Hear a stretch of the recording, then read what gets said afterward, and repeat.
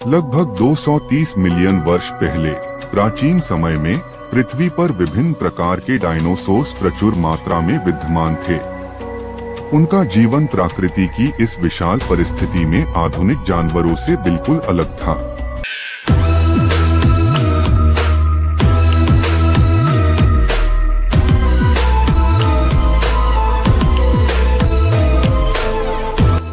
Dinosaurs प्रकृति के राजा महाराज थे। वे प्रकृति के विभिन्न भागों में अपने आप को स्थापित कर लिया करते थे, जैसे कि कई प्रकार के भूमि पर, समुद्र में और उच्च आकाश में भी।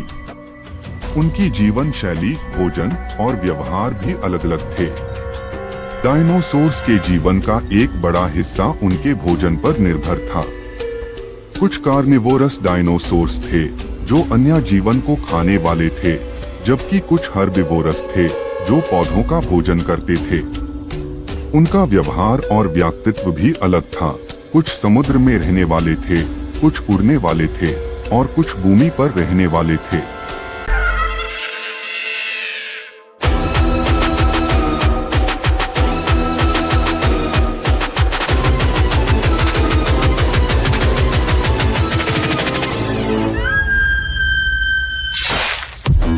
डायनासोर्स के इतिहास में वे प्राचीन समय के मार्गदर्शक होते रहे हैं, जब तक उनकी अंतिम अवस्था में प्रलय नहीं आया।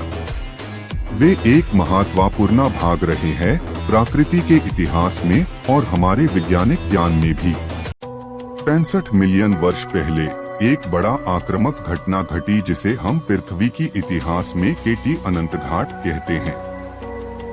इस घटना में पृथ्वी पर एक बड़ा एस्टेरॉयड या कॉमेट गिर गया था। इस घटना से होने वाली भूमिगत गर्मी, प्रतिरोधक प्रवाह और बिना सूरज की रोशनी के दिनों का आरंभ हुआ। इस परिणाम में बहुत सारे प्रकार के जीव मर गए, जिसमें डायनासोर्स भी शामिल थे। अधिकांश वैज्ञानिक इस बात से सहमत है कि ये घटना ने डायनासोर का अंत कर दिया।